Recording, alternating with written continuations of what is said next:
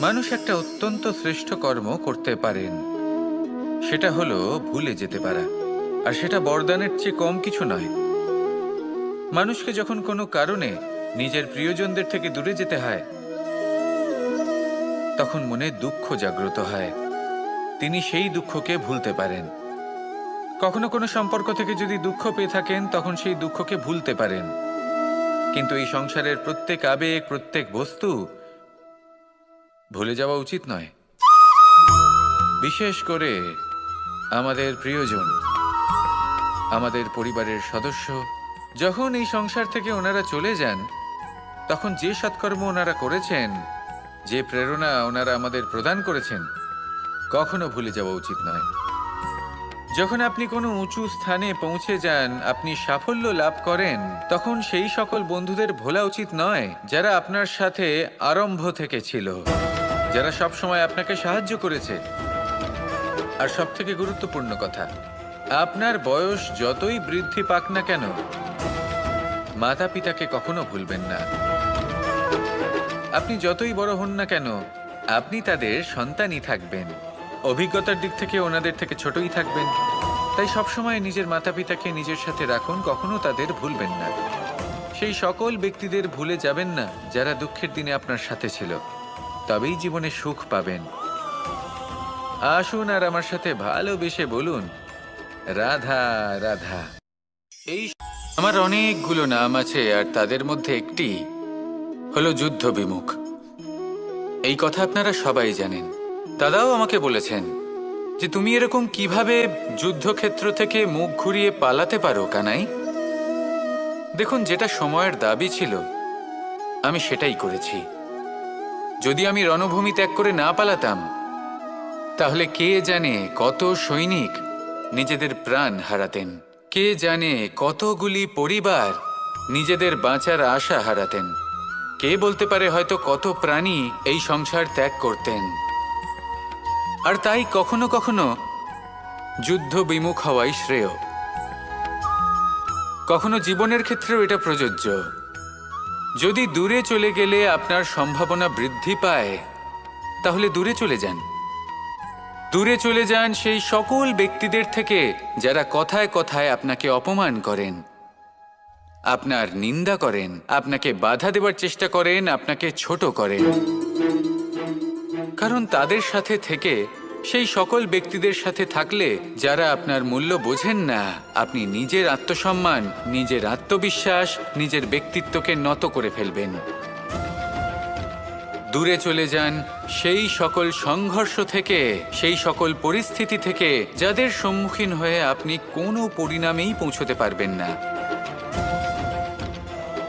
যদি আপনি এইভাবে যুদ্ধ বিমুখ হয়ে উঠতে পারেন, যদি এই প্রবৃত্তি আপনি নিজের মধ্যে জাগ্রত করতে পারেন, তাহলে আপনার সামনে সেই যুদ্ধ চলে আসবে যাতে বিজয় লাভ করে আপনি নিজের অস্তিত্ব খুঁজে পাবেন। আর সেটাই হলো সবথেকে বড় জয়লাভ। আসুন আমার সাথে ভালোবেসে বলুন, রাধা রাধা। এই সংসারের একটা নিয়ম আছে, বা বলতে পারেন লোকে তাই বলে, যে শক্তিশালী হয় সে শক্তিহীনকে নত করে দেয়। এমনটাই হয়, তাই না? আবশ্যক নয়। কখনো কখনো এমনও হয় একজন অসমর্থ ব্যক্তি সমর্থ ব্যক্তিকে নত করে দেন। এটা সম্ভব, এও হতে পারে। আর এটা তখন হতে পারে যখন তার মধ্যে ভালোবাসার শক্তি থাকে। ভালোবাসার শক্তি এই সংসারে সবথেকে বড় শক্তি হয়। এই ভালোবাসার শক্তি দ্বারাই নির্ধন সুদামা আমাকে দিয়ে নিজের পা ধুইয়ে নিল, কিছু না বলেই, কিছু না চেয়েই। এই কর্মের আধার ছিল শুধুমাত্র ভালোবাসা। খুব শক্তিশালী হয় এই ভালোবাসা। ভালোবাসার শক্তি দ্বারাই আপনি হিমালয় পর্বতকে নত করতে পারেন, তাহলে কি অসম্ভব হতে পারে? এই ভালোবাসার শক্তির সঞ্চার করুন, আর এই ভালোবাসার সাথেই বলুন, রাধা রাধা। মানুষের জীবনে স্বচ্ছতার একটা আলাদা গুরুত্ব আছে। যদি আপনি নিজেকে স্বচ্ছ রাখেন, তাহলে আপনার নিজেরও ভালো লাগবে, সামনের ব্যক্তিরও ভালো লাগবে। একটা অন্যরকম প্রভাব পড়বে। কিন্তু একজন শ্রেষ্ঠ ব্যক্তি কিভাবে হয়ে ওঠা সম্ভব? যার মধ্যে গুণ আছে, শিক্ষা আছে, শুভ চেতনা আছে, যিনি সৎকর্ম করেন। কিভাবে হব সেই ব্যক্তি যার মধ্যে জ্ঞান আছে? শুধুমাত্র স্বচ্ছ থাকলে তো তা হওয়া সম্ভব নয়। প্রথমে আপনাকে বুঝতে হবে যে মানুষের মধ্যে 4টি মূল তত্ত্ব আছে। প্রথম হলো তার শরীর, যার দ্বারা উনি যে কোনো কর্ম করে থাকেন। দ্বিতীয় তত্ত্ব হলো তার মন, যার দ্বারা কোনো কর্ম করার জন্য সে নিজেকে প্রেরণা দিতে থাকে। তৃতীয় তত্ত্ব হলো বুদ্ধি, যে কর্ম আমরা করতে চাই, যে লক্ষ্যে আমরা পৌঁছতে চাই, সেটা আমরা কিভাবে কোন পথে করব সেটা স্থির করা যায় বুদ্ধি দিয়ে। আর চতুর্থ তত্ত্ব হলো আত্মা। আত্মা হলো এমন এক তত্ত্ব যার কোনো সমাপ্তি নেই। আত্মা হলো অজয়। কিন্তু এরও শুদ্ধিকরণের প্রয়োজন হয়। এই 4টি তত্ত্বের শুদ্ধিকরণ করতে থাকুন, এদের নির্মল রাখুন, শুদ্ধ রাখুন। এবং এটা কিভাবে হবে? শুভ চেতনা দ্বারা, জ্ঞানের দ্বারা, এবং সব থেকে বেশি গুরুত্বপূর্ণ প্রেমের দ্বারা। আসুন আমার সাথে ভালোবেসে বলুন, রাধা রাধা।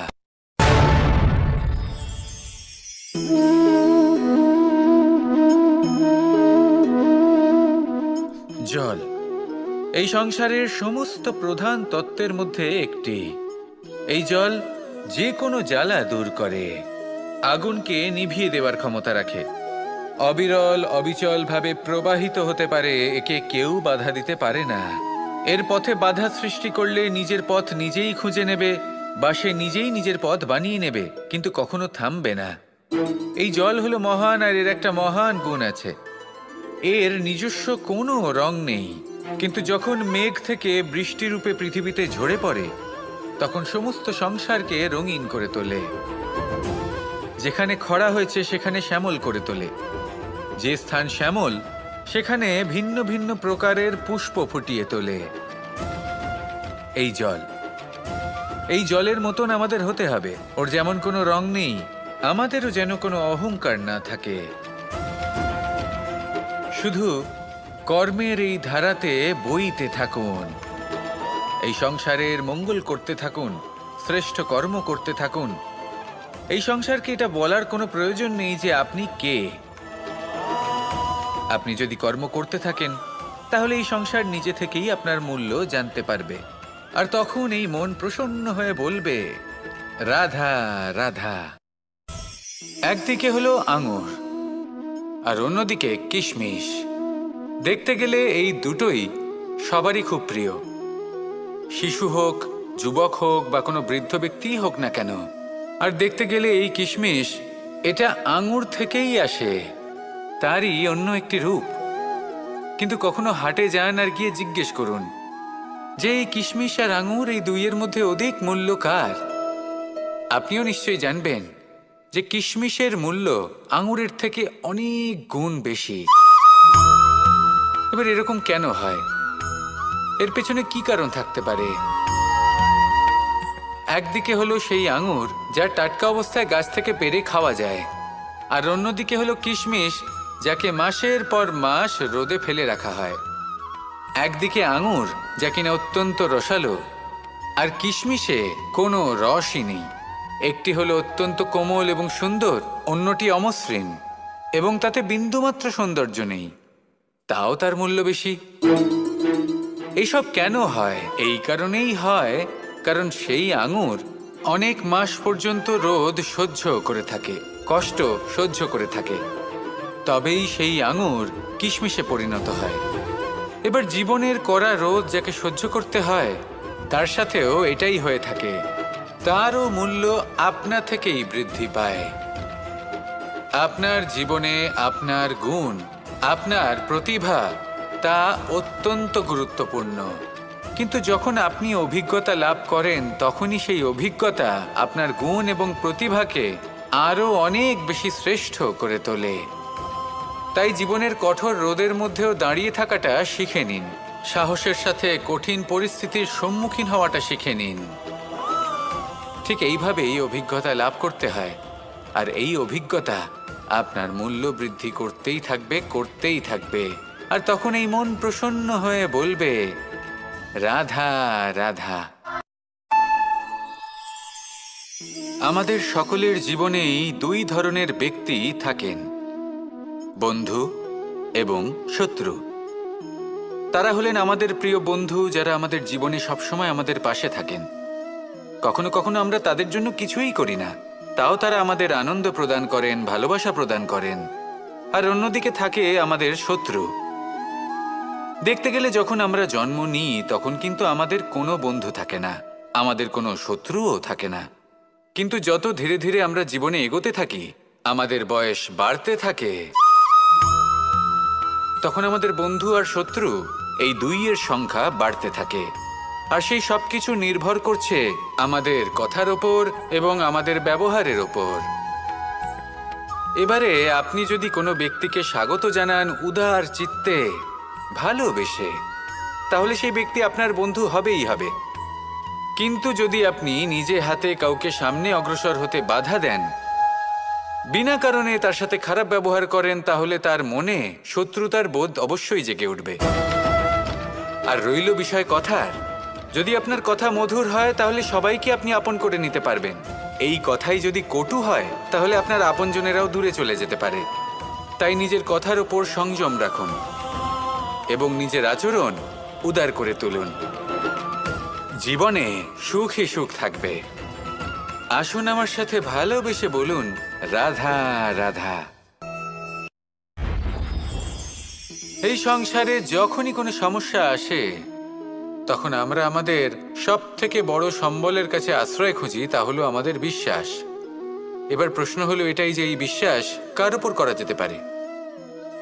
পরিবারের ওপর, বন্ধুর ওপর, নাকি তাদের ওপর বিশ্বাস করা উচিত যাদেরকে আমরা কখনো সঙ্গ দিয়েছি? দেখুন, এই সংসারে বিপদের সম্মুখীন হলে কে আপনাকে সাহায্য করবে সেটা নির্বাচন করা আপনার হাতে নেই। সেটা সেই সকল ব্যক্তির উপর নির্ভরশীল যে তারা আপনাকে সাহায্য করবে নাকি করবে না। অর্থাৎ যখনই কোনো বিপদ আসে সর্বপ্রথম তার সম্মুখীন আমাদের নিজেকেই হতে হয়। আর তার জন্য প্রস্তুত থাকা প্রয়োজনীয়, সেই শক্তি, সেই সাহস অর্জন করা প্রয়োজনীয়। দেখুন, যখনই অন্ধকার আসে তখন সবার আগে কে আপনাকে ত্যাগ করে চলে যায়? আপনার নিজেরই ছায়া।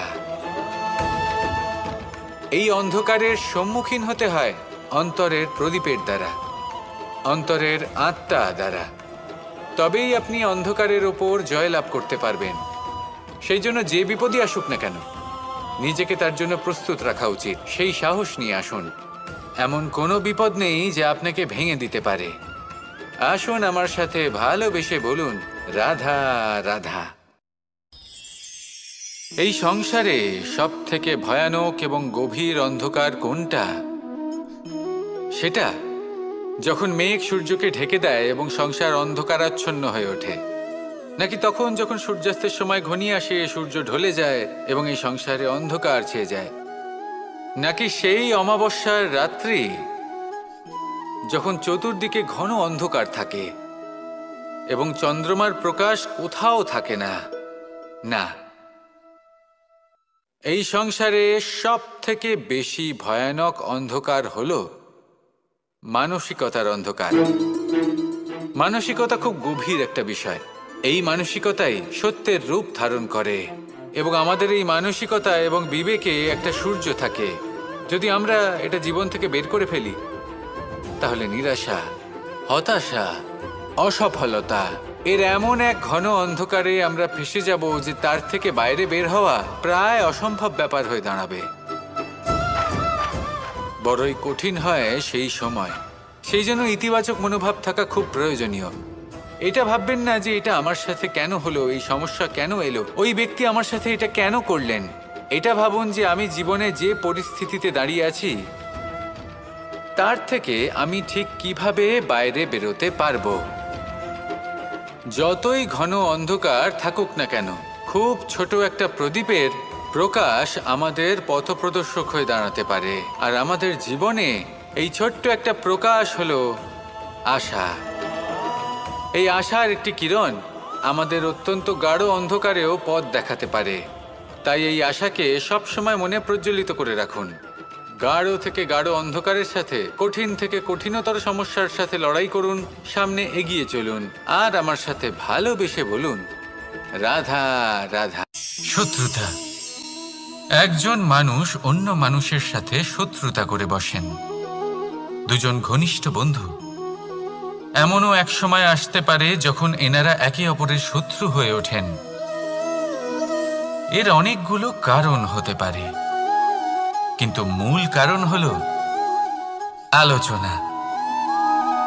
আগে হ্যাঁ, আপনি যদি কারোর বিষয়ে আলোচনা করেন তাহলে সে আপনার শত্রু হয়ে যেতে পারে।